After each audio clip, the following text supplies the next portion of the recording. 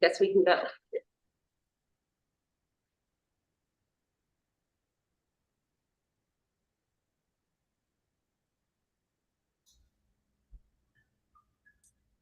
Can you guys hear me? Yes, yes, you can. Okay, something's going on with my video.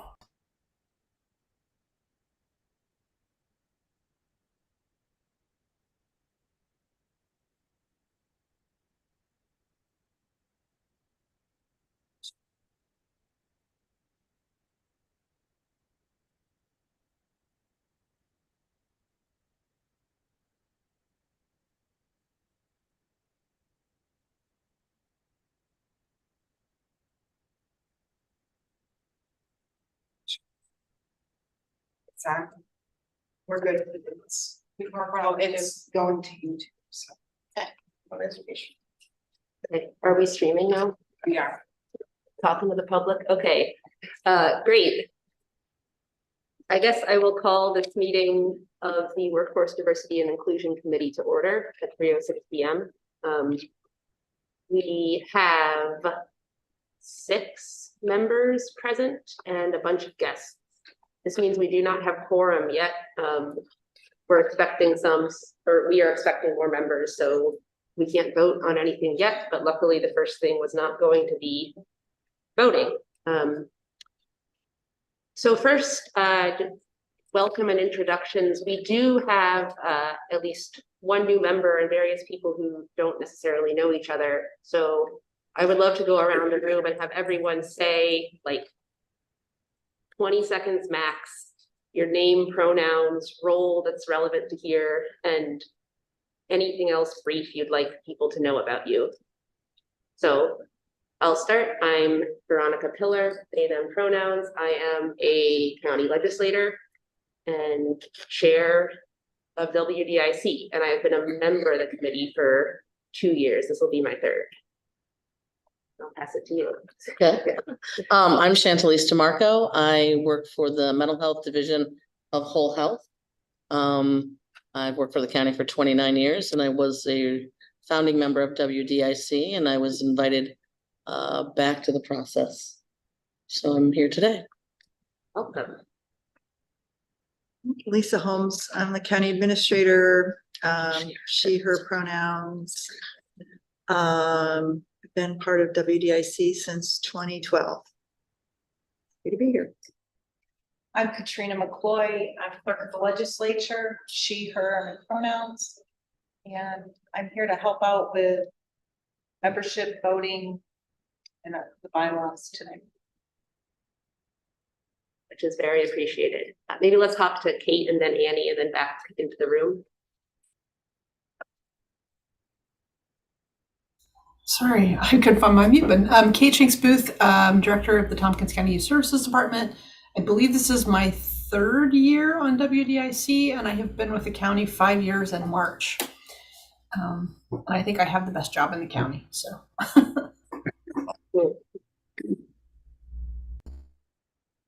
Hi, I'm Annie Corman, also a county legislator, and I've been on WDIC for 6 years now and happy to be here. Jordan White. I am the newest deputy clerk, and I am too new to answer questions about bylaws. So Katrina's here to help me, and my pronouns are she, her.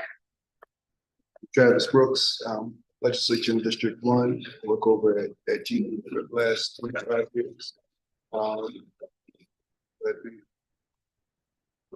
Charlie Holmes, Chief Equity and Diversity Officer. I've been here for 123 days. I'm very happy to join you guys. I don't know why I thought you were going to say years. Keep a close watch. I'm Ken Clark. I'm Director of Human Rights. I've been a member of the WDSC since 2017. And I think this is my first in-person meeting here since 2020. Wow, I'm Simon Cespedes. I'm a 19-year-old sophomore right now. And today's my first day on the job. Excited to get to it. Fantastic. And Rachel's here now. Hi, I'm Rachel Graham, employee at the county clerk's office and member of WDIC, I think since 2019. Pronouns she, her. And he, him. Thank you all. And with Rachel's arrival, we do have quorum, I believe. Is that correct? Great. So are there any changes to the agenda? I guess this is real minor, but in the discussion items, I'd just like to switch the order chronologically of A and B. Look at the policy before the goals, because the policy might inform the goals. Yes, that Probably makes not sense. the other way around. All right. Chair's report. I don't have much. The schedule of the meetings for this year is going to continue to be like last year, 3 to 5 p.m. on the 4th Wednesday, and every other month, starting with this month, January. So we'll have March, May, July. You know how months go, and apparently I don't off the top of my head. Yeah, thank you. September, November. The November meeting may be subject to move due to being in the holiday times, but we will get to that at a later date if that's okay with everybody.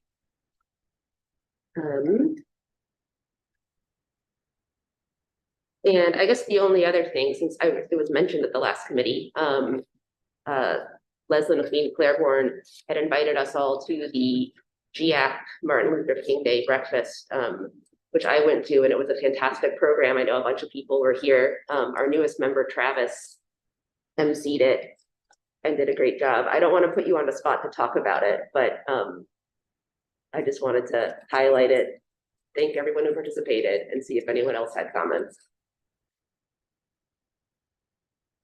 It was a really nice event. Being new to the area and being able to engage with community members on a goal and a mission around what it looks like to provide opportunities to everyone. It was really nice to be able to experience that. I lack community because I'm new. And so in that space, it fed my soul, right? Like, then we had jokes, the keynote speaker was amazing, the MC was amazing, it was really good. The food was amazing. Shout out to Amos, the food was delicious. It was just a really nice time to be in community and just feel the love from everyone. Well said. Yeah, well said. It's the second year we had that type of format. For years, it was people come, they get breakfast, they eat, we sing, we dance, somebody speaks, there's more singing and dancing. And when Leslie and I had a chance to change the format, we started during COVID, it was online, and we had guest speakers come in. It was more of a workshop type, and we wanted people to leave with something rather than watch Black folks sing and dance. We wanted people to be able to get together as community, but leave and learning something. So that's why we started doing the workshop series. I think it's a lot better than it used to be. I think in that moment it was fun and it was a little uplifting, but you didn't walk away with the same information. You didn't walk away learning something. You didn't walk away fired up to be able to go implement something. So it was, and we had this person do this workshop from the county. She works for the county. She had the biggest audience. She killed it. It was very well done, but it was cool. Thank you all for coming. And the murals. The Murals too. Yeah. That was really special. That was, yeah. She did such a great job. Yeah. It was very uplifting event. For those who don't know, there's new murals of the faces of Audrey Cooper, Beverly Martin, and Kirby Edmonds. This is in the Beverly J. Martin gym, and it gave me chills to be in that space and see kind of those like. It's like they're looking at you. trailblazing The eyes elders are looking down. following Yeah. Exactly. Very nice. Very like. Yeah. So everyone, if you get a chance to see them, I don't think you should just go like wander into an elementary school gym, but when appropriate, Please do not. yeah, when appropriate, I recommend it. All right, I think that's all I got. Moving on to election of a vice chair. So per our bylaws, the chair of this committee gets appointed by the chair of the legislature and has to be a legislator. So that's me again for this year. But we elect the vice chair from within the WIDIC membership, and that can be anybody. So I think clerks, stop me if I mess up. I think we need to open the floor for nominations, but we don't have to vote on that. No, Okay. you'll just open the floor. All right.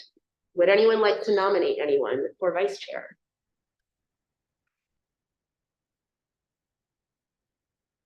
Charlie? I nominate Travis Brooks.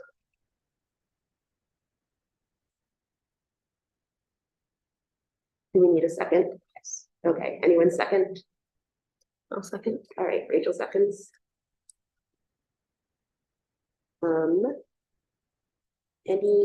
Any other nominations, or do you want to comment on why? So I love Rachel and she's doing a really great job with WDIC. And I feel like her having to balance between, with JEDI, her having to balance with both of them. I would like her efforts to be internal with JEDI and allow for the legislators to take that lead at WDIC so we can really have some systemic change. And I feel as though Travis Brooks is very much in tune with the community while also being in tune with what it's like to be at the legislative level and have that bridge that we might need to move some of our outcomes forward. I'm hoping that this year WDIC can have some tangible things that we have done over the course of the year that enhance the ways in which our community constituents are engaging as well as our employees. And I feel like Travis would be a great addition to that space. Thank you. I apologize. Is Charlie not allowed? She's not a member. Oh, okay. Dang. I'll nominate Travis. All right, Well, I did Rachel? all that. I meant But I can put the wonderful words you Thank said. you. Yeah. You All right, said- yeah. Please, don't let that go to waste. Yeah. Thanks. I will make sure to write them down. And get your membership of this privilege. Yes. All right, so let's rewrite history a little bit, but openly in the eyes of the public. Rachel I'll nominates nominate Travis, but that means for we all need the same reasons. a different. All right, Lisa seconds. Okay. Great. Any other nominations?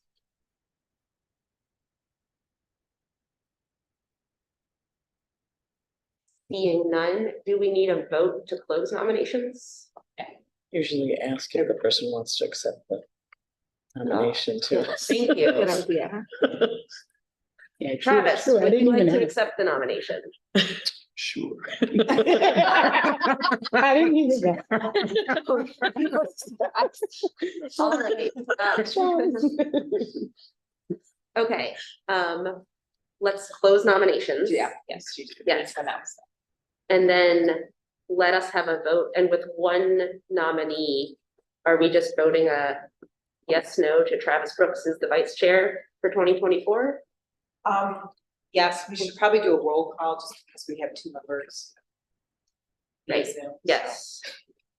Okay, so we are voting on appointing Travis Brooks to vice chair of this committee for the year 2024. And we'll do a roll call of members. Annie Corman, Yes. Kate Jenks Booth, Yes. Travis Brooks, Yes. Ken Clark, Yes. Rachel Graham, Yes. Lisa Holmes. Yes. And I am also a yes. That passes unanimously. Congratulations. Thank you. Yeah. All right, let us go on to minutes approval. We've got minutes from November 29th, 2023 in your packets. Can I have a mover? Travis, and a seconder? Okay. Rachel, Any comments, corrections, discussions on the minutes? Seeing none, let's vote. Should we be doing a roll call for everything? Okay. Roll call again on the minutes. Annie, Yes. Kate, Yes. Travis, Yes. Ken, Yes. Rachel, Yes. Lisa, Yes. and I'm a yes. That passes unanimously. Moving right along, reports and updates. We just have a slot for Charlene, our Chief Equity and Diversity Officer. Who thought she was a member? I have just some really quick, short updates about the plan for 2024 in regards to our embedding of equity practices across the organization. The goal is to develop a equity report that, gives us a roadmap on how to engage in next steps of embedding equity. And that is what I will be working on for the year. The goal is to get that completed before December 31st, 2024, to be instituted by 2025. That is still in conversation. There's still some moving parts, but I am making that very clear that that's something I will be working on for the year. We do have 2 on-demand trainings that are going to be coming up. A leadership summit in April. Right now, the date is April 9th. The save the dates will go out in February. And that is a joint effort between the county and Ithaca College. The next on-demand training will be in September, and that is a joint effort with the Tompkins County Diversity Consortium. That is still pending in terms of the exact date, but I will ensure that we share that with everyone ahead of time. As of now, I can't think of any other updates. That is it from Tito. Awesome, thank you. Any questions for Charlene? Annie. Thank you for the update, Charlene. The leadership training, who is that for? It's for our department heads, their deputies, our senior leadership and admin, and our legislators. So everyone will be invited to participate in that. Excellent. Thank you very much for arranging that. No problem. Yeah, seconding the thank you. Are there questions, comments? I'll note the total solar eclipse is the day before that leadership training, so we can all go see that and then. That's totality. Right. That's actually interesting. Yeah, interesting. All right, thank you. Thank you. Moving on to items, and I'd like to look first at the diversity and inclusion policy, which members or anyone with a packet should have a copy of in your packet. For anyone else out in the world, this is an existing Tompkins County policy number, administrative policy number 1-43.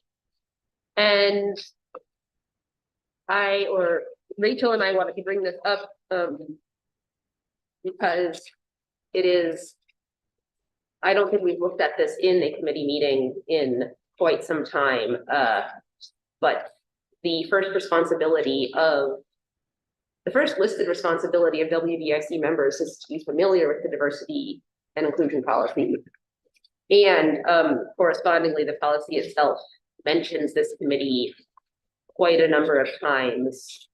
And I do not think that we in this committee have necessarily been following all the things we should be doing per the policy. So as we're making goals for a year, this seems like a good time check-in. I will also note that this is a lesser but still relevant reason to look at the policy. I'm pausing because this version in my packet looks a little different. But the one online says that it was last updated or reviewed in 2019. And it looks like for 2018.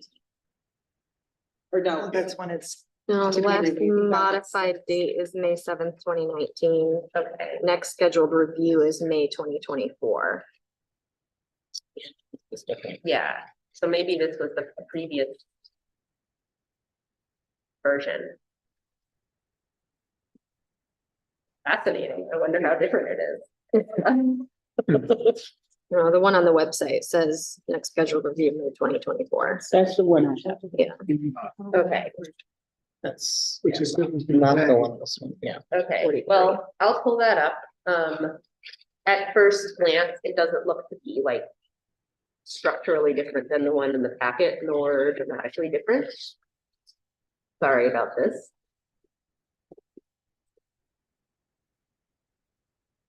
But the point I was getting to is that the updated version on the website is scheduled for another review in May of this year. And so that is probably something that this committee will be involved with. So I have a question maybe for Lisa. When a policy is scheduled for review, where does that process begin? I know they all come to the legislature in the end. Yeah, so really it starts with county admin. And we have been on a crusade really to update all of the policies.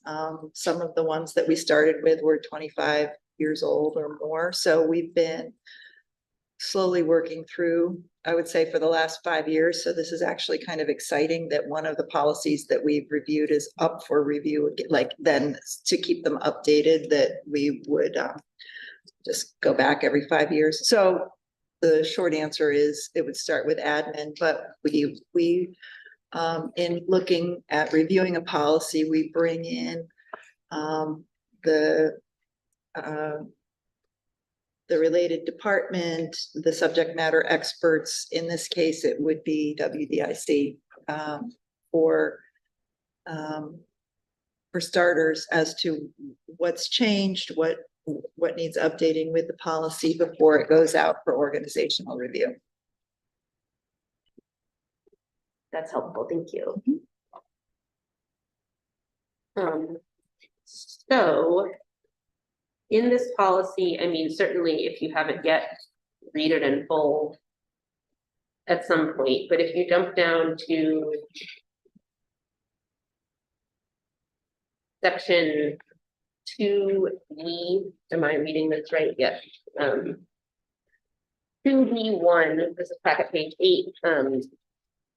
We find the establishment of the Workforce Diversity and Inclusion Committee as written in the policy. And this, the version in the packet is the same as the updated version, except that the word personnel is changed to human resource. And so as written, it says WDIC shall strive to meet monthly. Now we meet bi-monthly, but in any case, to review existing diversity and inclusion policies and practice, recommend new initiatives or changes to existing ones, assist with implementation as needed and where appropriate, and advise the legislature further the county's commitment to diversity and inclusion. Charlene. That just struck me. So this committee, and I'm asking for clarity. So this committee once met monthly. Mm-hmm. So what was the reason for the change in terms of how often it meets? I was told by legislature leadership at the time that they had heard feedback that it had not, in the recent past at that time, been an effective use of time. I do not know more than this. I only ask that because as we're thinking about systems change, right? You're thinking about instituting a policy and people operating within its dimensions. Shouldn't we be meeting more than is it bi-monthly? Shouldn't we be having more consistent meetings to benchmark and reach outcomes? Like, I don't necessarily see, and forgive me, this is my practitioner, my DEI practitioner mind, I can't foresee any outcomes at this rate because we're not meeting enough, we don't have subcommittees, and it's more discussion time versus time to actually implement work. But, I could be wrong, I just want to ask for clarification around that. Travis? Well, it was something I was gonna ask today before I even knew that it was in the policy. I heard the same explanation at some point. For me, I wonder, instead of meeting every other month because maybe there wasn't enough to do, or maybe things weren't happening or whatever, why wouldn't we create and dig a little deeper and make things happen? I mean, at the end of the day, this exists for a particular reason. And to meet every other month, like it's January, we're going to get back together in March. That's 2 months of work that could be done or things that could be happening. And then we get back together. And I agree with Charlene. It doesn't, in my mind, when I think about trying to make change, it's so infrequent that you catch up to the conversation 2 months later.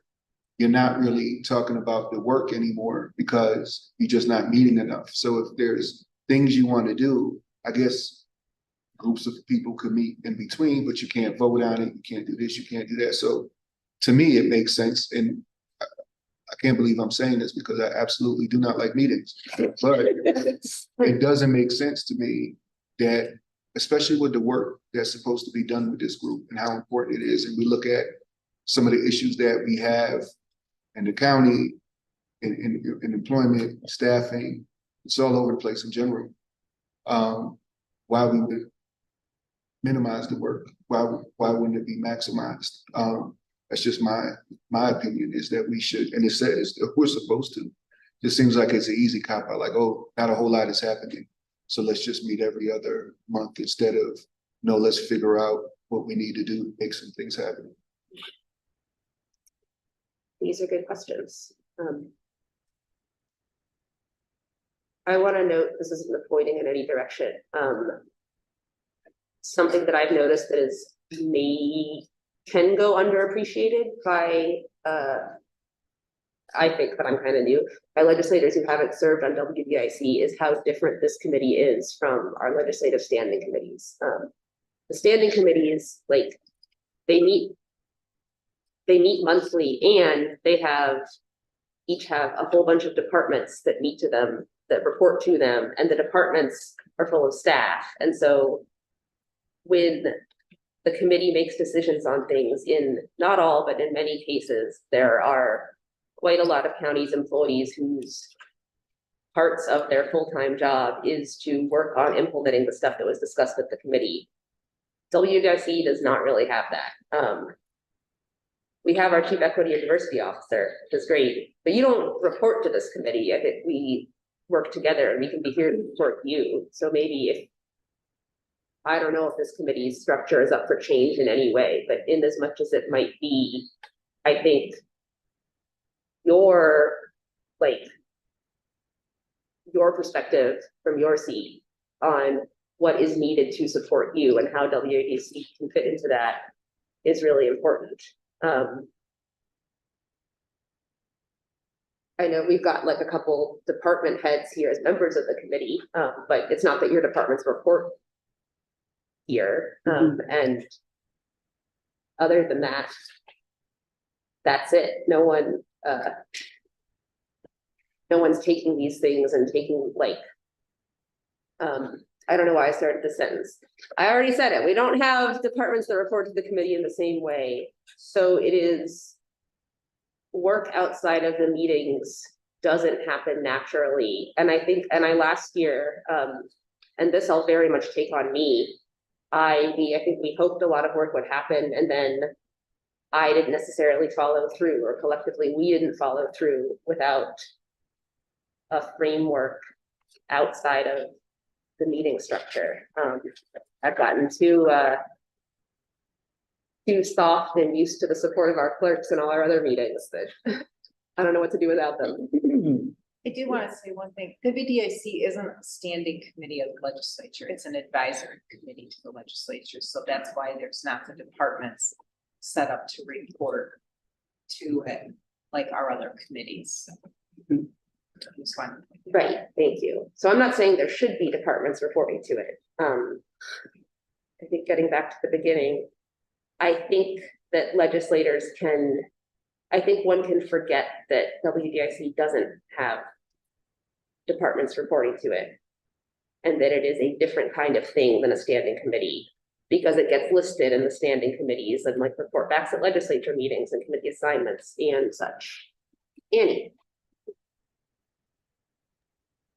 Thank you. I think through COVID, we were sometimes just thinking about, what we needed to do to keep operations going. But I have always thought that the things that we work on in this committee are really important. And so I think we should ask, if that's the group, the wish of the collective here, I definitely would like to ask if we could have meet more often every month. I attend a lot of the advisory boards and all of them meet monthly. I mean, there's occasionally where they'll take a month off or something like that for a certain reason. But all the other advisory boards, to keep the motion going and the movement going, I would like to see us meet monthly, especially now that we have the chief equity, we have Charlene here, we have so we have that position filled. And she's gung-ho about doing a lot of work, and to help support that, we're looking at Jedi being back in force. So I think that's something that I'd like to hear, from other people. We have, Lisa here from administration, just, maybe find out what other people feel, but that's how I feel about it. Thank you. What do other members think? Or does anyone have hesitations about meeting monthly, or hesitations about even having this discussion at all right now? I know legislators, we signed up for just meetings upon meetings whenever, but the county employees did not for this necessarily. I support going back to monthly meetings. Yeah, I do too. I think case has been pretty well made for continuity. That sort of keeps the goals of the committee in front of us. I would also support going back to monthly. I'm in the unique role of getting to go to all of the. So there are 11 standing committees. So it may just mean that I might not be able to make all the meetings, but I'll support I don't disagree that this work is important, and if we need the momentum of a monthly meeting, I'll support what the group. Well, I would support that.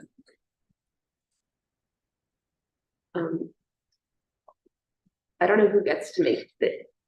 You could want to say something. I do, and I said that I was just gonna be observant today.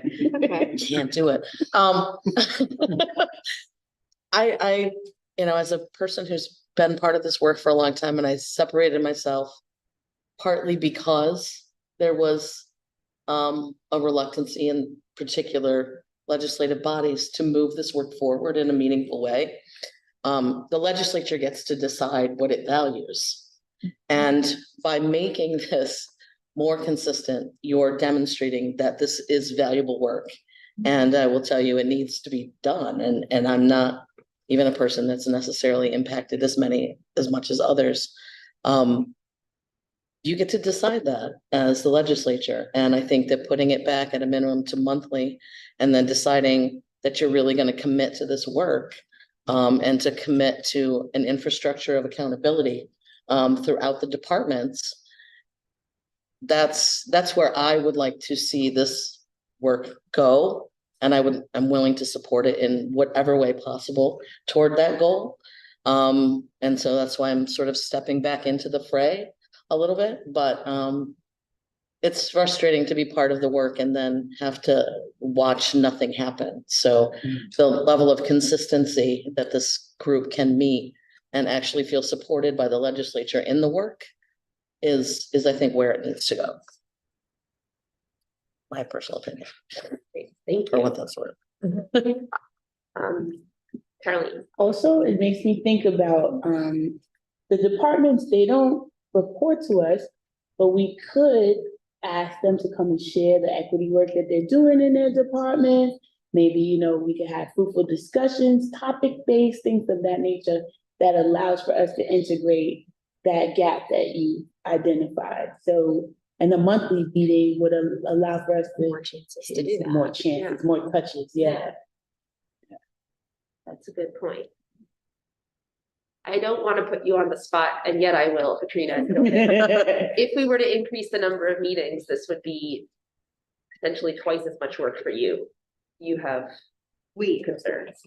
I think our staff. can. But I would recommend that you talk to Dan and Shauna as chair and vice chair, since they did set it is a bi-monthly meeting group. And just make sure that they're okay with that before we move forward with setting a new schedule. Right, of course. So I wonder if, I guess, could I maybe make a motion for this committee to recommend to the chair and vice chair of the legislature that WDIC meet monthly?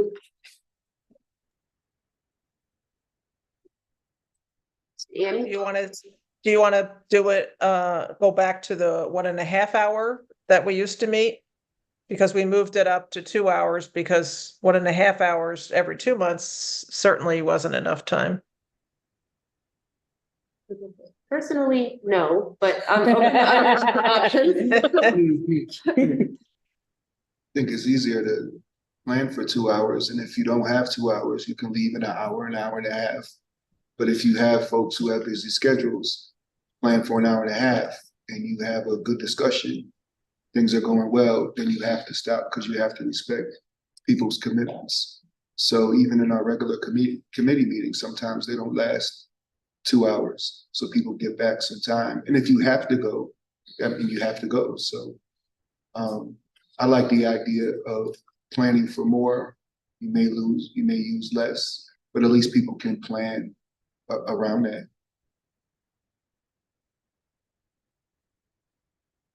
That makes sense. I basically agree with Travis. I would say if we were to move it back to 1.5 hours, I would suggest doing it as 3 to 4:30 instead of 3:30 to 5. Just because, unless people don't want to, because I think a lot of people's regular work days don't necessarily go till 5 anyway. They're earlier than that, so it did and does feel like a pretty tight end time, or pretty, like, people want to go, understandably. Okay. Yeah. Do we need to? We have a motion on the floor Yes. right now. So we need to have a second. All right, Travis seconds. And I guess the motion is to recommend or request of the legislature leadership that WDIC meet monthly. Do we vote on that? All right, let us have everyone ready to vote. Yep. Annie, Yes. Kate, Yes. Travis, Yes. Ted, Yes. Rachel. Yes. Lisa. Yes. And I'm a yes. That's unanimous. Thank you. All right. Where were we in the diversity and inclusion policy? So I guess I want to bring people's attention to the packet page 9. WDIC is mentioned in basically through most of this page. So in the section 2B, Tompkins County government shall demonstrate organizational commitment by. We have in the packet, it's numbers 8, 9, 10. In the updated version on the website, it's up numbers 9, 10, 11, but they're basically the same. And those are noting, I guess, 3 different sets of systems and metrics that should be reported to WDIC annually. I think some of this was in the past, it's not now. And I don't want to delve into it without Charlene, but wanted to highlight it. And then in the procedure section, section 3, the first, in either version, the first 5 things, A through E, all mention something happening in consultation with WDIC, most mentioning the county administrator, who luckily is a member of WDIC.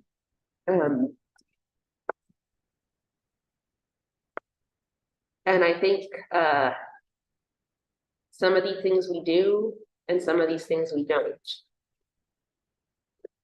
And I would say we're especially lacking, at least in my awareness, of sets of metrics for example, in part B or item D, routine metrics for measuring and monitoring the impact and effectiveness of county diversity and inclusion strategies. That's all I want to highlight. And we don't necessarily have to discuss this before going into the goals, but does anybody have things to say right now?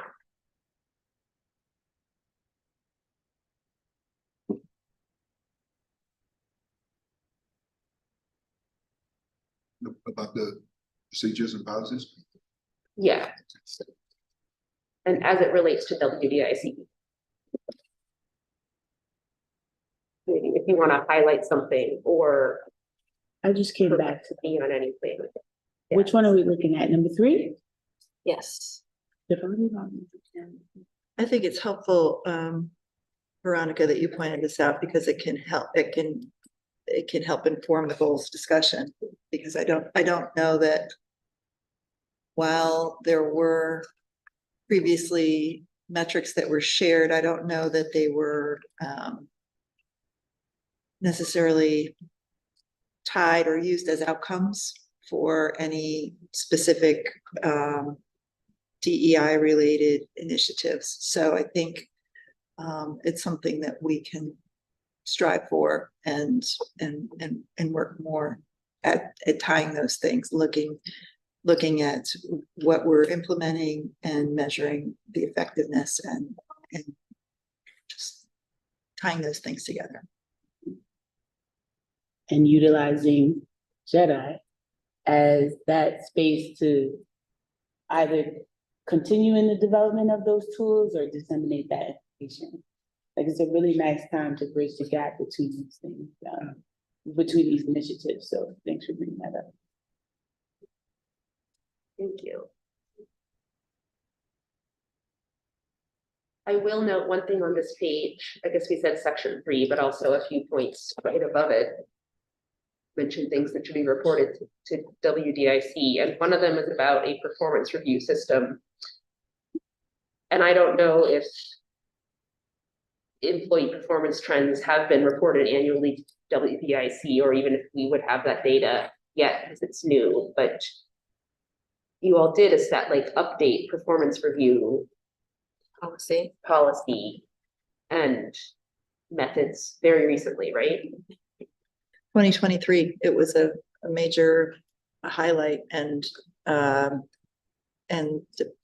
department heads, deputies, supervisors were trained on effective performance reviews, how to conduct them, and with the expectation that every employee in the county would receive one, because there were employees that have worked here for decades and said they'd never received a review. So that was the expectation for 2023 from department heads on down. And then as part of the department heads review process, that was ensuring that they had a mechanism in place, describing the mechanism for doing it in 2023. So in 2024, as we sit down with department heads, we'll be going over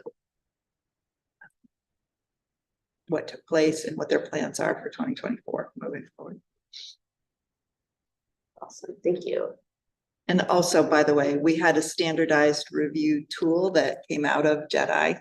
There was a lot of, that was an iterative process. So a couple of different kind of standardized tools that could be used, because that was kind of the holdup for many, many years. That departments said they didn't have a tool, or theirs was completely different than another department's. And we wanted to make sure that some common elements were captured in the tool, that everyone was utilizing, that there was, standardization. So if some department said, we've been using this tool and we can't part with it, it was reviewed by HR to make sure that it, some common, very minimum, very minimum, but minimum important standards and values were captured in the tool. So that was an important step also. And JEDI did a good deal of work in developing those tools. That's awesome. Thank you for sharing that and doing that work, you and everyone else in JEDI and admin and HR.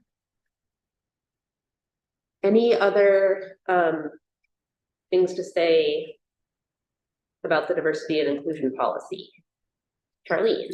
Not directly about the policy, but since it's up for a review in 2024, I'd like to talk with JEDI, WDIC, about which lens do we plan on using. We're looking to implement an equity lens at the county.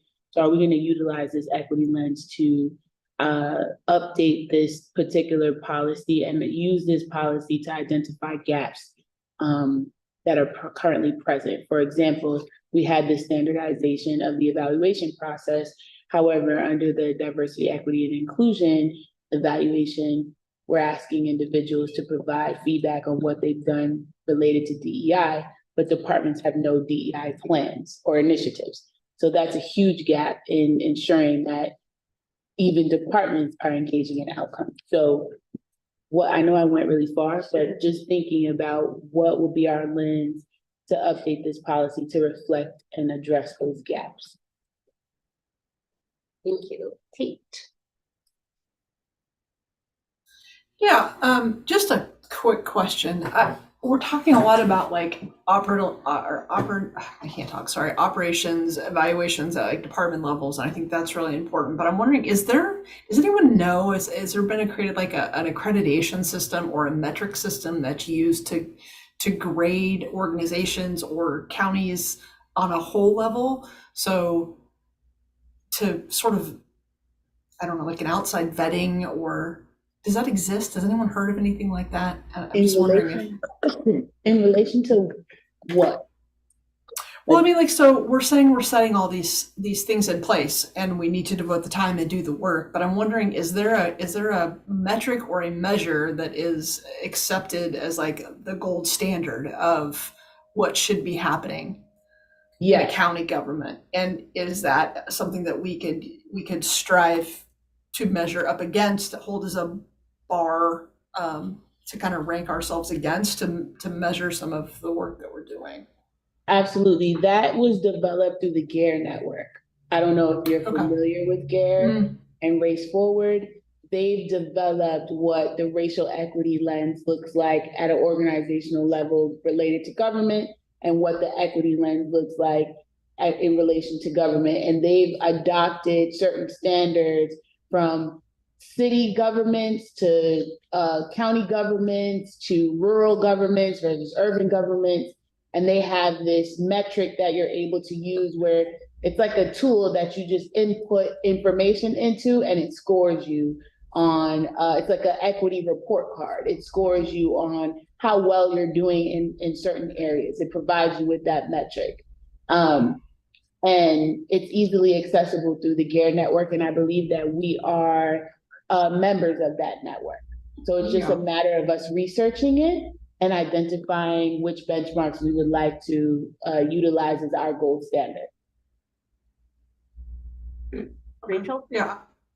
I'm wondering too, because Kate, that question you asked made me think about formerly RBAs, now KPIs, because that's one way that departments are trying to measure their impact and how their services are received by the community. And this was results-based accountability, now key performance indicators. Yes, thank you. And so I'm wondering if there's a way to like tie those together and include the equity benchmarking in with those. Yeah. I think this is why it's gonna be important for us to perhaps meet more often, bring Jedi in, because we're gonna have to identify where those gaps are and how we would like to utilize that OpenGov software to also facilitate some of our outcomes at WDIC. But I think that's a great idea, and it's something we should continue to explore.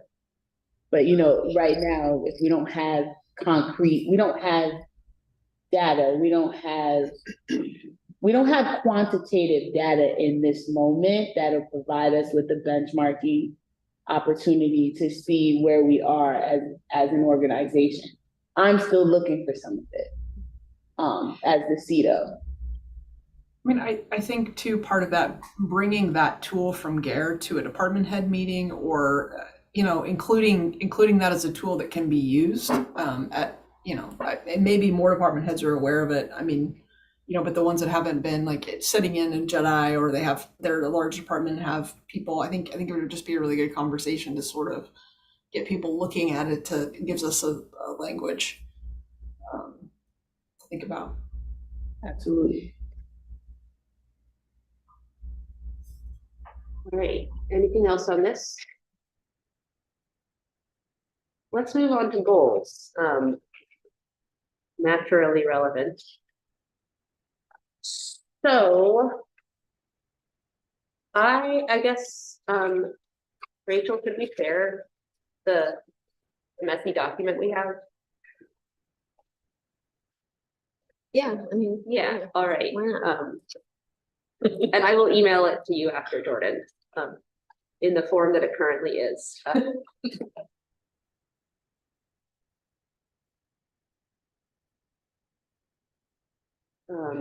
Oh, can I? Oh, I'm the problem.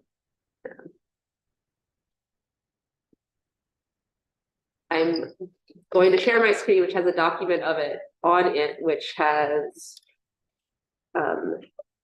some draft goals. It's not very complete, but I think it's helpful to start with something to look at, and then we can talk. Okay. There. That.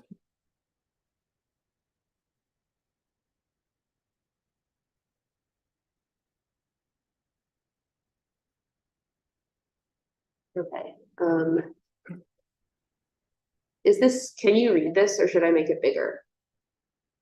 You should make it bigger.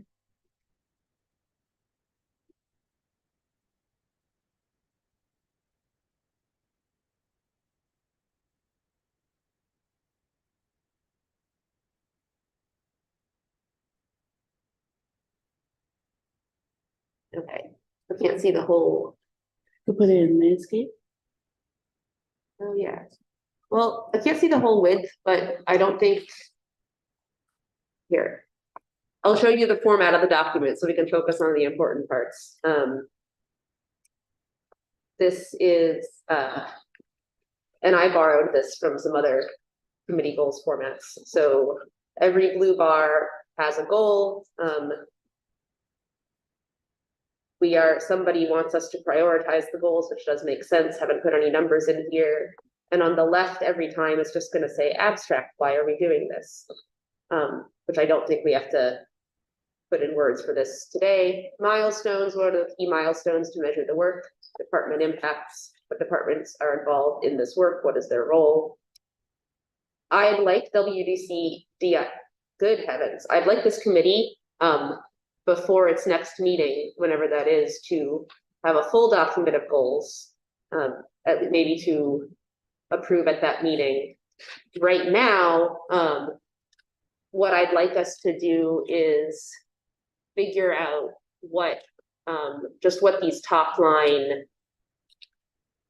things should be, and what's missing, and what should be higher and lower priority, and then we can put in notes about milestones and departments as they come up. But I don't want to attempt to fill this all out in this meeting. Also, now that you know what the sidebar looks like, I'm gonna hide it so we can read these things. I think I want to just scroll down and read all the blue lines so you can see what's in the document and then take any kind of input. So what lives here so far? Advance meaningful inclusion of Indigenous peoples and heritage in the county. And this is that like land acknowledgement roundtable, et cetera, discussion we are already having. Inclusive language. This is like verbal written language. I realize that's not a goal statement. Set up DEI trainings for employees and advisory boards. Support CEDO in running employee reading and discussion groups. Gather data about employee diversity and retention. Launch the Honoring of Colleagues for County Values program, which is something we started and abandoned last year. Continue and enhance celebration of Heritage Months. Juneteenth, create programming specifically for city and county employees. Review the county diversity and inclusion policy. Consider a countywide living wage proposal. This does not seem to fit with the others, but I put it here because it is going to come to the legislature somehow, and in the and it was listed as a thing under this committee, in the list of committee responsibilities. So I'm rolling with it for now in this draft. Strength and Diversity Award, also sometimes known as the Leslin Award. Support the adoption and implementation of a county equity mindedness framework. Support the adoption and implementation of a county strategic plan. And that's all. So now I'd just like to open up the floor for anything. Not interested in details of the wording of what's ever here, but higher level thoughts for sure. I'm thinking as an advisory committee, do we have goals that aid in the facilitation of influencing both the legislature and the county organization on important best practices related to DEI? Did I ask that properly? Does that make sense? We don't have any advisory goals. We don't have any goals that influence the encouragement for individuals and collectives to re-examine their decision-making practices. Not in a way to sound as if we're chastising people or anything like that, but we have an inclusive governance diversity statement. Are we modeling that behavior throughout the organization and through our leadership up into the legislature? And how does WDIC advise on best practices around that? I guess that's what I'm asking. Is the adoption of the equity mindedness framework, is that the avenue for that? It could be the avenue, but the equity mindedness framework is more so the bumpers, like the roadmap for departments to operate within equity mindedness dimension, because department, there's no one size fits all. So if I work in highway or I work in human resources, my scope of work is very different. So I need a roadmap to help guide the way that I do my work. And that's what the framework would help to do. I'm thinking more about how WDIC communicates its influence, its advisory role to the legislature and to the organization. Mm-hmm. I don't necessarily see that in our goals, and I'm proposing your goals, I guess, because I'm not a member, but I want to be a member. In our goals, that effectively allows for us to measure our influence. Travis? I see those as like to-do list goals that would fall under broader categories. So like when I think of goals, I think of What are the categories that we need to establish? What areas need to be addressed in those categories? And then what are action items? So I saw many things on that list as action items, things that we could do, things that we could accomplish that might be under a bigger goal. So like I think of, you know, employee retention and things as maybe a category. Community outreach and partnership is a category. How we respond to issues that come up with employees or around equity and racism and all those things as a category. How we advise the legislature and other groups as a category, and then how these action items fit into there so that you have this category, and then what is our goal for this year? What are the things that we're looking, what are the outcomes? What are the outcomes from that category? So that you can have this list of things they're going to work on. And then you may have more, you may kind of drill them in and make them more specific, but they fall under specific groupings of goals. And then you can kind of develop more teeth, more, I don't know if teeth is the best word, but you can make what we do more impactful over time. You know, especially toward the second half of this year, because a lot of this stuff is new, but you can hold people a little more accountable. And then to me, a lot of times the question is the policy, the question is not so much the output, but are we looking at changing policies and practices, enhancing policies and practices so that those things that we want to accomplish, we can do. And so they have longer lasting effects in the county and in the legislature. Thanks, Travis. You sent me a set of like categories earlier that I figured it's worth sharing. Yeah. Sorry, I should have told you at your back of the screen. And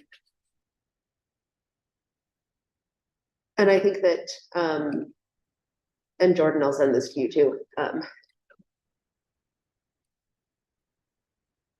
I mean, I didn't check through. I think a lot of the proposed goals fit under one of really the first four of those.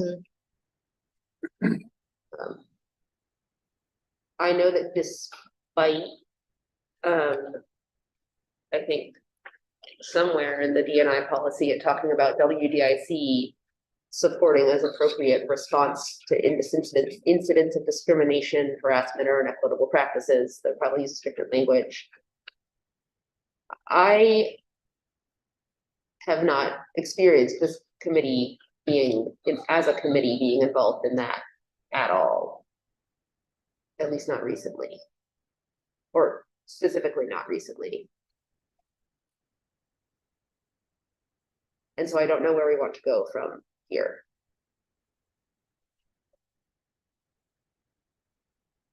Especially because that can be more sensitive than something like, let's do a reading discussion program.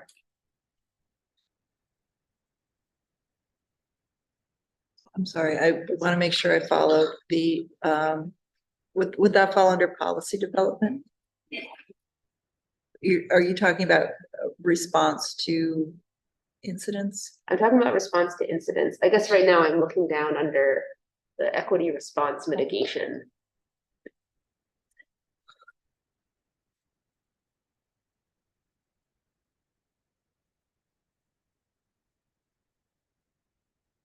I'm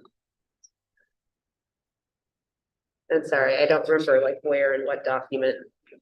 Maybe it was in the WDIC bylaws. It mentions like WDIC being involved in, you know, response to exclusion or discrimination. As well as just, in speaking with Leslyn at some point, it sounds like she used to be very involved in such things, and I don't know how much it could come up in like a public committee meeting. Right. So I think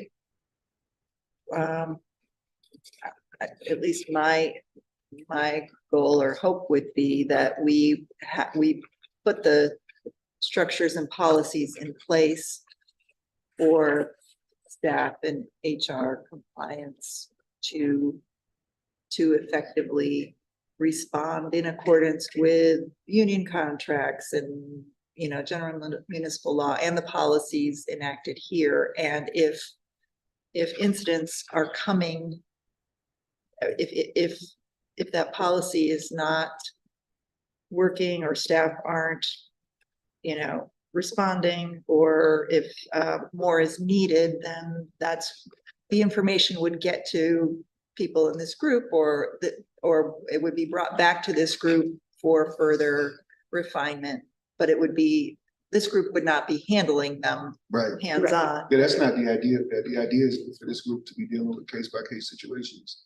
The idea is exactly what you said, to put together the strategies, to put together the ways to deal with these things, not for us to be reviewing something that happened, you know, at whatever department with this individual. That's not the intent of that. Right, that makes sense. So would it be a reasonable goal for this year to have, and I don't know where it should come from, but to have someone from administration or HR maybe like educate this committee on what even are those sorts of policies and procedures right now? Sure. And if there is any like shareable data about outcomes, I don't know if there is or could be. That would be welcome too. Am I hearing you right? Are you saying that we would ask HR to share with us their policies on handling these things? I want to know, like, what policies does this organization have in general, and how is it working? And I would want to defer to, like, for instance, Ruby on. I have And access you. to them. Yeah, Okay. I have access, and I've already been working on some of those. So we can definitely ask Ruby as well, but I do have access, and so does Norma. Norma and I have compiled them into one place, so we know where they are, and we can share that information with you. Because I agree with you. You have to have that information to look at it. And then I would take it a step further. The goal would be to get that information, to look at that information, and then, for lack of better words, make it better, make it more effective, make it mean something. So that it is more effective to bring change across departments, you know, whatever area we're talking about. So I think getting the information, looking at the information, refining it, making it better would be the complete goal to me. And when I hear you say that, it's like, okay, that's the first step to that process. And then what's the next step? So like with the blue lines you had, to me, that would be a goal that would go under one of those this category, right? This would be what we would like to achieve. One of the things we would like to achieve under that category. Okay, wait. Sorry, where's the blue line is a category or a thing? When I think of the blue lines in the first Yeah. screen share, Uh-huh. I think of those as specific to-dos, action items that would fall under a broader category. Mhm. And so, like, I think of what we just talked about as far as reviewing these policies and enhancing them, whatever, it would be something that would fall under, it'd be an action item that would fall under the last category that's on the screen now, for example. That's what I'm saying. Or it could even interchange between advisory oversight and policy development and equity response mitigation, or we might be able to use those as one goal. One overarching, what's the name? What's the two pillars? What are we using in strategic Umbrella? planning? Yeah. Umbrella. I Yeah, think a lot of these are gonna, like, yeah, you know, much, connect yeah. inherently. Absolutely. Things like nothing is silos. unless you get down to the like very nitty gritty. Or that equity response mitigation piece could also be the enhancement of our ADA services that was once a goal for Yeah. 2023, taking it above and beyond, right? So we're advising and developing different strategies to mitigate how we would be able to advance that program. So. Yeah. And Travis, I agree with you. Like the goal of, getting information would be to then like take action to make whatever that is more effective. I did not knowing how effective the policies are, like, I know some of the procedures for like dealing with complaints because of discrimination and stuff, because we all get trained on that, but I don't know how much these are used in practice and what comes up and what are the outcomes. So like I say, yes, we should make them more effective, but more effective than what? I don't know. And I guess it would be a vague next step without knowing. But yes, I guess it's worth saying that we're not just going to stop at learning and being like, all right, thank you, bye. Right.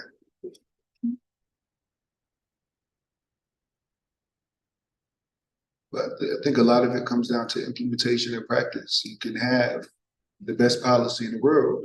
If you have 10, 14 different departments, you have different levels of where people are at. The repercussion behind that, if somebody's not operating where they need to be, what that does in terms of recruitment and retention, what that does for the workforce environment, all these things. So if you have something that's, then how do you start to have it practiced the same way in all of your departments consistently? How do you bring everybody up? And at the very least, how do you get everybody to a certain point? So this is your minimum baseline, which is better than it was before. And then over time, you start to increase that, but you have to get people somewhere. So sometimes it's not even policy, it's just the implementation, people's willingness to implement that policy, people's willingness to hold folks accountable. So that's, that's part of that too.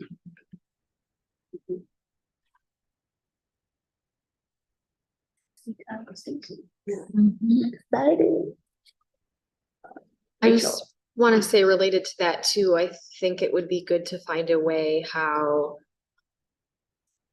through examining those practices and how it works or doesn't work well, how departments can learn from each other from those instances, because I feel like in the past, a lot of times that isn't shared between departments, and it's such a huge learning experience for people to learn how other departments handle certain situations. And there has to be a way to do that while keeping the confidential information confidential, but still making that the learning opportunity that it needs to be. Yeah, good point. That's a really good point. Something too, I think we're trying to do more better use of our time at department head meetings for topics like that. Of course, keeping situations confidential, but being able to learn and share with each other in those kinds of conversations where departments can often feel like they're on an island and they don't necessarily know what other departments do in situations, or some departments deal with certain situations on a much more frequent basis than others. So it's those types of conversations are really, really helpful. Mm-hmm. Same with the deputy cabinet, if the deputies are meeting. Yeah, thank you. Other thoughts on anything about goals, which I realize is broad, so please complain if that's not helpful. Lisa. You, when you had put up that first list, blue lines, one of them was looking at language or Inclusive language. Yeah. Yeah, I was just curious to know a little more of the things around that. Oh, job postings. Okay. Yeah. So this one, I had gone back and watched our last committee meeting, and inclusive language came up in multiple ways. recall. I mean, I recall from watching it yesterday. Charlene, you said that you had been talking with Ruby about maybe forming a committee around something broader than this, but like recruitment and retention, EI work that includes job posting language as part of the recruitment part, but more than that.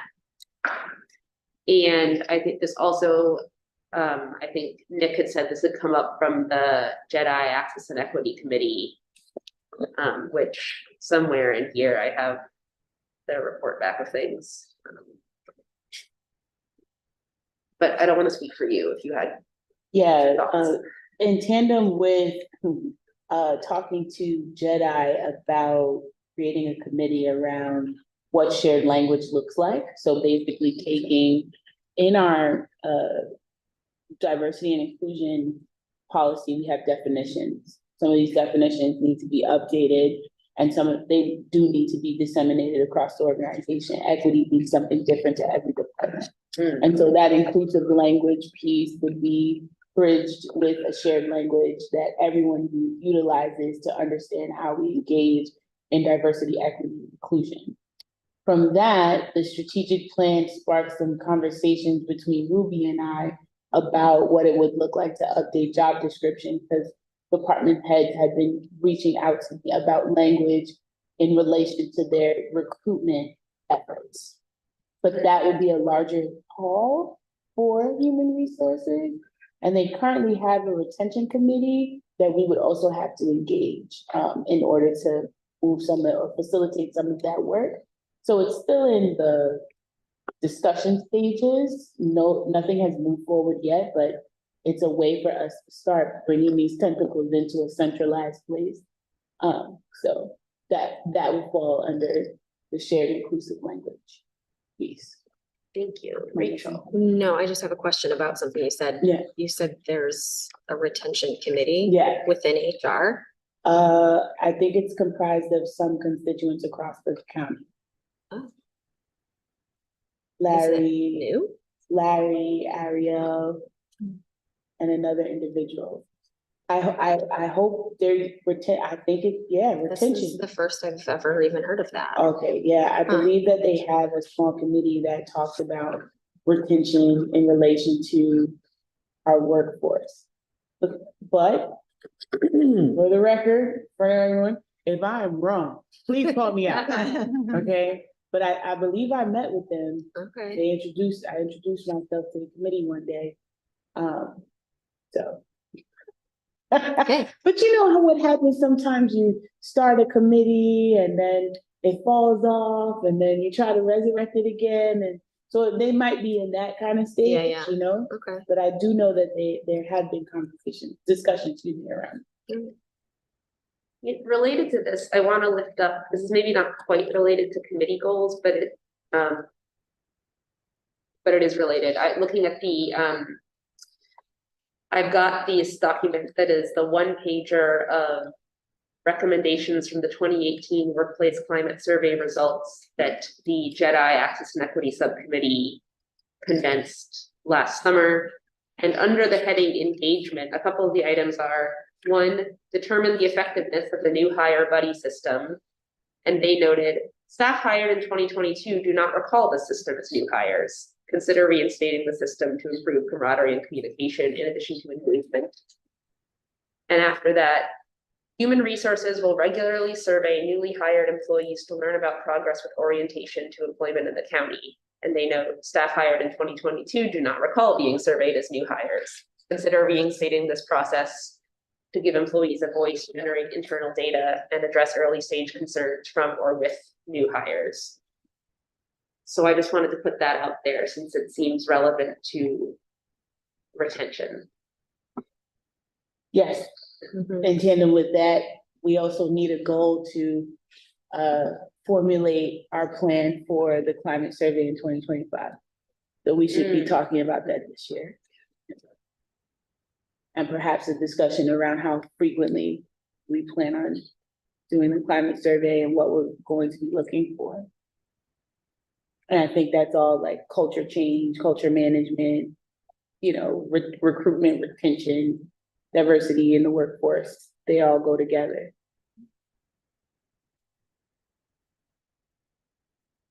Makes sense. Other thoughts?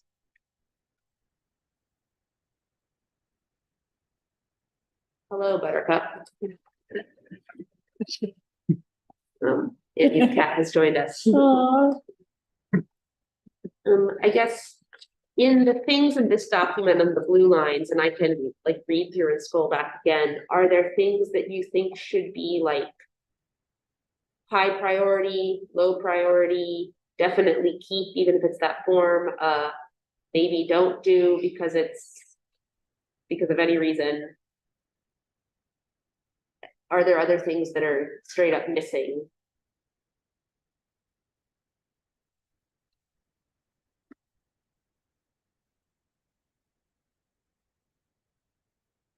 I guess I'm having,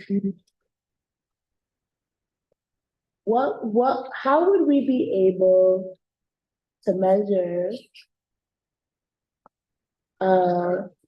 supporting the adoption and implementation of both the equity mindedness framework and the strategic plan?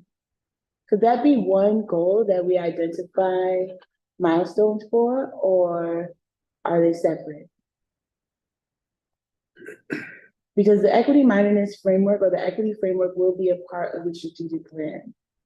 And it's currently trying to embed it. But we also have to find a way that these action items are not, that they're tangible in nature. So how would we measure that? That's a good question. I think they can be combined. Or what does that support look like? Yeah, exactly.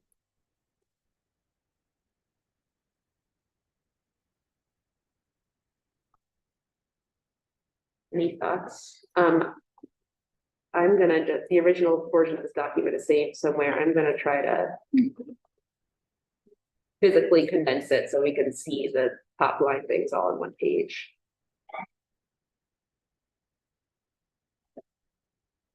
And then otherwise, were there things that stood out to people that should be high priority, low priority, added, deleted?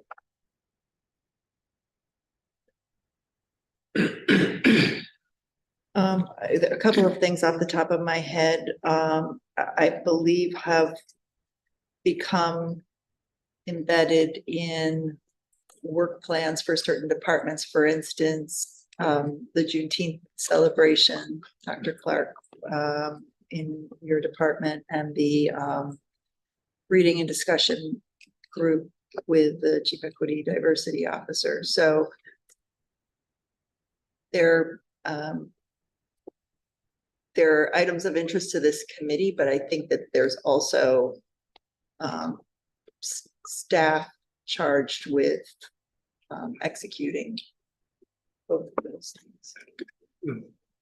And that was a result of a conversation that Deanna and I had, in which we agreed that, I would take Juneteenth, she would take the reading. That makes sense.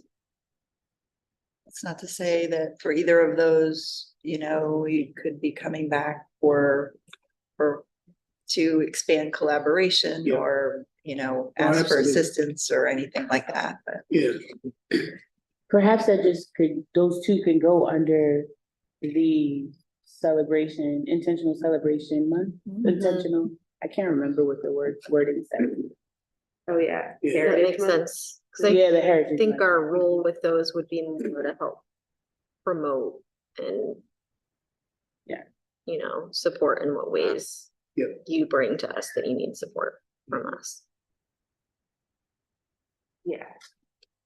So are you saying anything about how these should appear on goals for this committee?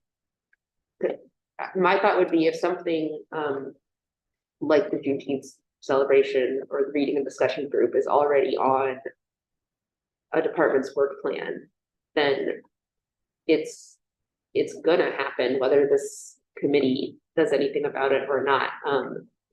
But if like if WDIC can be helpful or you build up to it or off of it in some way, I think we should like keep that on our radar. So something I would do too.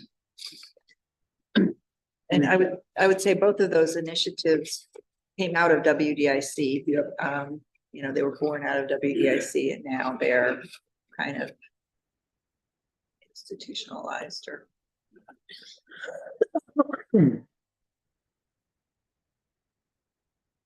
And was it, last year was that what we did at Southside, what happened at Southside?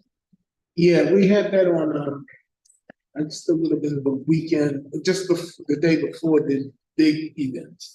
Yeah. The one the South Side has been doing for years.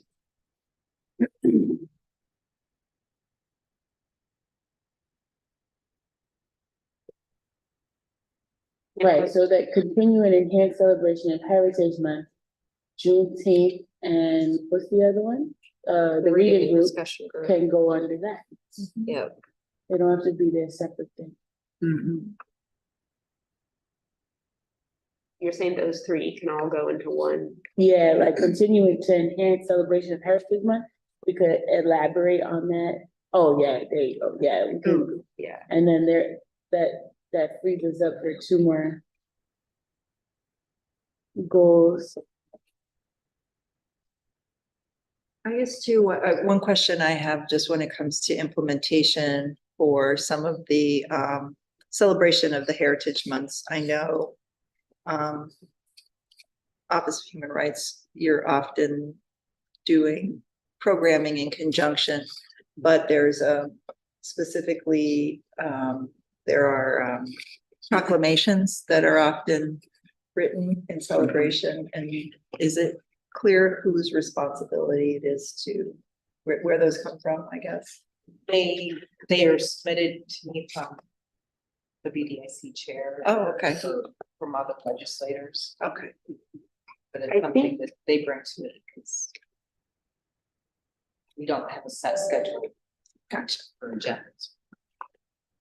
I think we sort of, I think WDIC sort of adopted that, the like proclamations for Heritage Months, bringing them back, task, whatever you want to call it. At least, you know, certainly last year, the year before, we seemed to be doing it, and I wasn't here before that. Speaking of which, January 30th, if you want any for the first meeting in February, I will need that January 30th. Good to know. You need last year, let me know. No. Another thing I'm saying too is perhaps we should enhance reviews, the county diversity and inclusion policy to review all policies related to diversity and inclusion. Or something along those lines, because there are so many.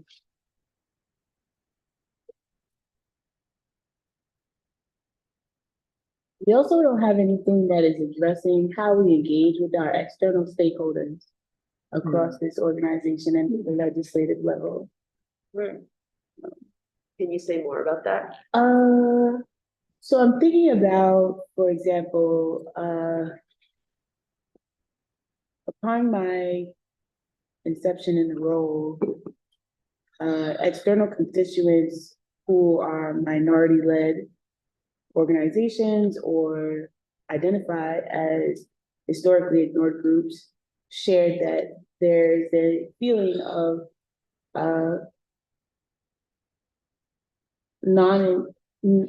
there's no sense of belonging. I'll say belonging because belonging is just the atmosphere that you're in.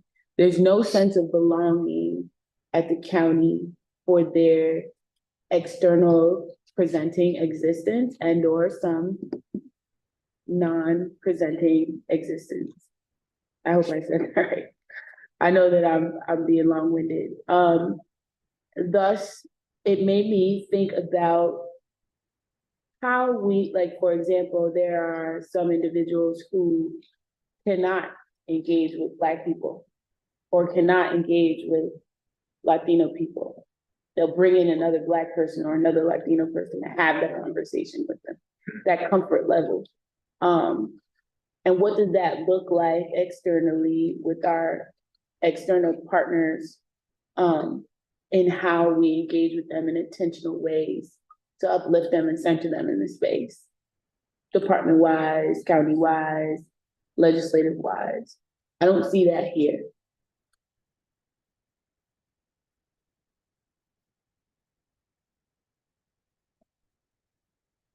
Thank you, that's important. I don't see it here either. And it seems like something that would be part of the, like, I mean, rephrase this for me, but like policies, training, shared language that needs to be cross-organization, all departments. That I guess will be part of the equity mindedness framework, or come from, no. No, I think that we need to intentionally have a space for how we engage community stakeholders. I think that that's its own separate thing. That is an externally facing space. Everything else that we mentioned is internal. So we have to ensure that we're separating the two. Not to separate things, but to compartmentalize them and address the needs specifically. So I don't see those as a fusion. I see that as something very separate. How do we communicate with our external stakeholders? When do we bring them into the conversation? What does it look like to have an intentional relationship? What happens when someone in the department had the relationship with the organization, they leave? Now who's the relationship with, right? Things of that nature, being able to discuss that more in depth, I think would be important for us to explore. It's important. I'm glad you said that, because when you have somebody that leaves from a department, that agencies that they work with don't necessarily know what's happening. What they know is 6 months later, a year later, year and a half later, that they're not working with the county anymore. And what they suggest about that, what they say about that is important. That relationship is frayed. So it's like the county doesn't care. Well, I'll use you for an example, Rachel. If Rachel took over that department and she didn't know that this relationship existed, it's not that the county doesn't care, it's that this person left and there was nothing put in place to keep those things going. I think that goes back to the point of a broader category and then having to do items under it, because you can have one specific to that and then figure out, not today, but figure out over the course of this year, what are the goals around that? What are the to-do items, around that specifically? Yeah. Because every department, I would imagine, at some point interfaces with the community, organizations. People are always trying to recruit. How do you support? Like, all of these things happen outside of, what we do internally. So I agree. Again, this is like an external thing, and those relationships are huge. I think it's also something that gets overlooked in discussion, the external stakeholder. We talk about our internal, our workforce, we talk about the people that we serve in the community, but the stakeholders are a little bit different and incredibly important. What might this look like as a committee? As a committee goal, or at some level in the hierarchy of goals and categories. Community engagement and partnership. Yeah. That's what I would call it. Oh, I mean, okay. So is it, are we be leaving for later what, like, What the action item would be? yeah, like what any action item is, which is okay, we can. Yeah, I don't know if today's we're establishing goals, we could establish all the action items and as things come up, we'd be like, oh, this is something that we need to address and develop an action item from that. All right, great. Other thoughts? Additions, deletions? To answer your question, one of the things that we might be able to explore is the CJC's community healing lens. And their community resource hub. What does that look like? How does that impact the community? What data do they have to share with us? And perhaps how could we replicate that across, different spaces? Maybe we could do like little research pods about who's doing what in departments. I like that idea. Yeah. Or like assessment, they meet and they have internal time with one another as a team, right? So when you walk into their office, you feel the warmth when you walk in there. What are they doing that we could perhaps replicate, share with the rest of the organization like that? I think too, like, how do you support our organizations? I would assume that if you took the 6 or 7, if you took 5 or 6 organizations in a community that dealt with human services, right? They see the same county folks all the time. It's the same 6 or 7 people that show up for all the things. And how do you engage more folks from the county to support those, to go to those things, to be part of those things?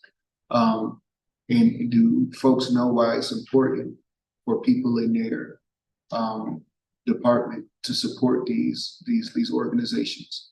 And it doesn't have to be human services, it could be any organization.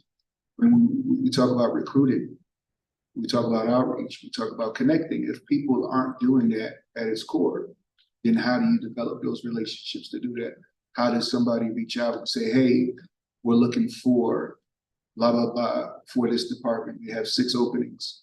If you're just saying it to people, but there's no connection, if nobody can say, I will go work for Lisa. Lisa's really cool. She's always popping up at this and that. I know her. She's been here. She's done this. Like that's like recruitment 101. Are you engaged with the folks you're trying to bring in? And every department has to hire people. So every department at some level should be engaged in that so that they are connected to the community at some level. Sure. It's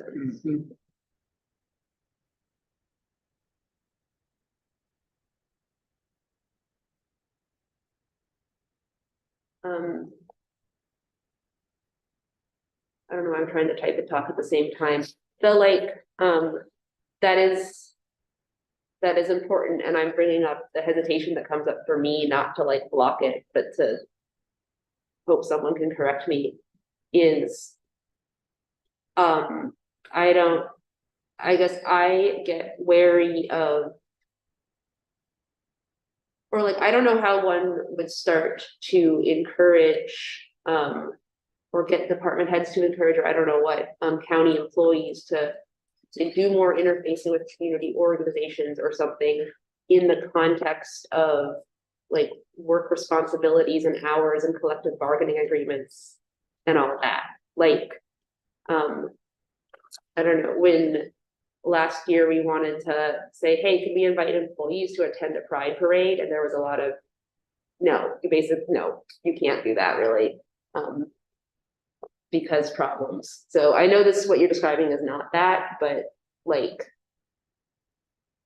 I don't know. How do you avoid that immediate barrier?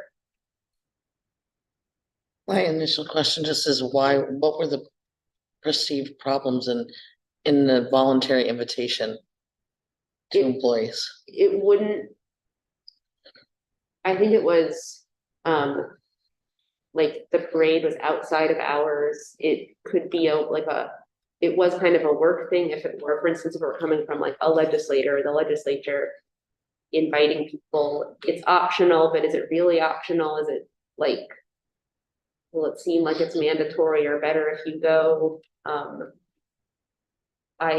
not saying this was like written policy, anything. No, and I appreciate the information. This was both, I think, pushback we got, and it wasn't like in the moment pushback, it was like, oh, we have dealt with these issues in previous years and over time and have come to this conclusion from various employees who would be involved in the like organization or dissemination of such invitations.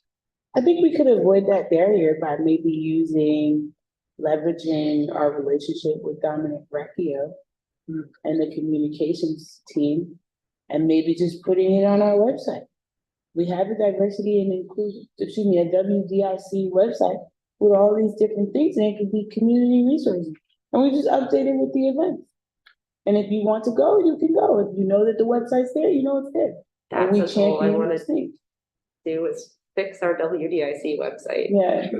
So I agree with you, and I think there's a few ways to do this. So I work for a municipality, and one of the things we do in our department, if it's the Reggae Fest this weekend, we are asking X amount of staff to pick a few hours out of the day that they're going to represent us. We may go and set up a children's activities tent. We may do face painting. We may do this. We may do that. Whatever it is, whatever event it is, if we feel it's important to get staff too, it just becomes part of their work week. We can't ask them to volunteer anything. They get paid, and so they have to get paid. So for us, that may be that you're coming in late on Friday, and you're going to this event on Saturday. Maybe you're flexing on Monday, whatever it is. Maybe it's overtime or count time. It's important to us for our staff to be out in the community supporting different events. So we can't ask staff to volunteer for these things. So we build it in to their work week that week so that they go and they represent us. And we spread it around. So it's not all just administration. So it's direct service staff, it's coordinators, it's program leaders. Everybody takes a turn. We have staff that get paid overtime or comp time to be on boards in the community because their voices are important and they need to be seen, and they need to build those relationships, especially as they grow in their position.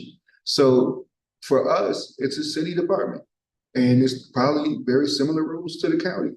People get paid to engage in these activities. Does everybody sign up? Yes. At some point in time throughout the year, you will have signed up. So you can say no, no, no. Then all of a sudden you start going to this Christmas party. That's on you. You could have picked other things to go to. So we do that. It's intentional. It has to be intentional. We want the community to see us engaged and be in there and build those relationships. And you have to build your relationship. So if you were a program leader at the age of 27 and you were engaging with boards and other people who are growing in their career, now you're a coordinator, maybe you're a deputy director. These people that you have been engaging with over the years, they have grown in their position, right? And so there's this natural continuation of supporting these agencies because people have grown. So you can build it. It can happen, but you have to be willing to pay for it because it's that important. That's really helpful. Thank you. I think it's sort of what I said earlier about you get to decide what you value and where you put that money and where you put that effort. Previously, I mean, I don't know, Lisa, I think you were on that maybe when we had the Dragon Boat team. Oh, yeah. That was we called it the committee of the whole. We had legislators and union leaders and staff, and we participated in the dragon boat races, and we had 2 dragon boat teams that were a combination of people that we actually got together in a voluntary way to do those things. So I mean, we have been there, we can get there again. That's right. We challenged the city. Yeah, it was a time. Well, I want to just say, because it's hard with government. There's constantly changing dynamic because you have different folks who are serving in those roles, and they bring with them baggage and party affiliations and all sorts of other things. And you have the same part from a labor perspective. So, you know, if we build those relationships throughout time, that helps that. But then if you get to a point where it stalls, you then have to start to recreate stuff again. And I think that's sort of where I feel like this group is talking about is recreating some of that Yeah. I- partnership. A good example, in summertime, we have the Gus Macker. I need overnight security. It costs us a ton of money if we have to pay for it. IPD can never do it. The last 2 years, I've called Jen, I got you, don't worry about it. Put us on a flyer, put us on a t-shirt, something. So we make a big deal out of them participating. The officers come down at 8 o'clock at night. I'll drive by 9, 10 just to see what's going on. Some of them out there playing basketball with the kids. Like they're out there all night. To me, that's how you interact with the community. That's how you show face. That's how you, and then the day of, you have some of those same officers coming back, checking things out, hanging out. No, that's how, it's the simplest way to do it, is to be out there with the community. WDIC can get all of this on paper. Right? Best practices around community engagement, Yeah. that kind of stuff. Mhm. You know, watch this video from this time. Travis explains how easy it is, right? Like we can do a lot of different things with that, and circumvent some of those barriers. I think. I like that you said WDIC is in a true rebranding. Yeah, no, I feel that. Yeah. I literally just came across, we all had name badges with like lanyards and everything, that little dragon boat lanyard the other day. At my house, and I was like, man, this is so old. So, I mean, we had t-shirts, we had everything. It was a whole thing. Amazing. That sounds like fun. All right, we got like 8 minutes left. Any more thoughts, input you want to get out for committee goals?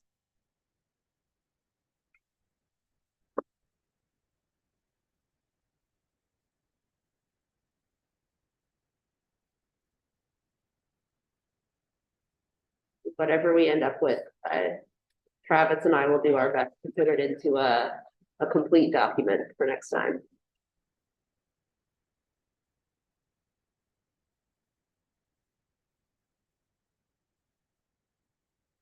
Going once, going twice.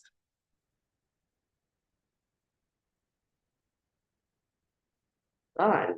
All right, thank you all. Do we have any committee member reports? Any announcements, Chair Beth, related to WDI? I also had what I thought was a pretty good program last Wednesday evening, in which we addressed the topic of Dr. King in the case for reparations. Excuse me.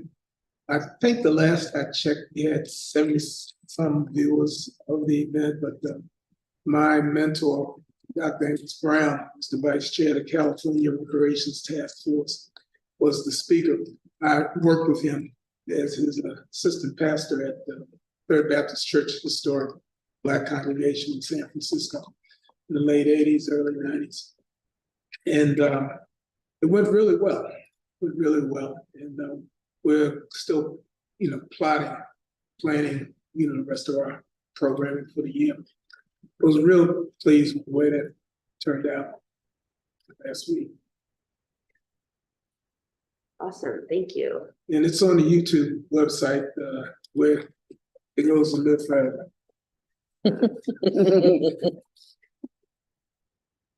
So outlast me. Yeah.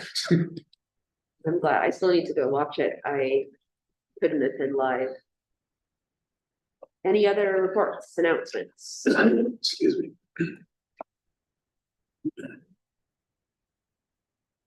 All right, with that, I think you're ready to adjourn.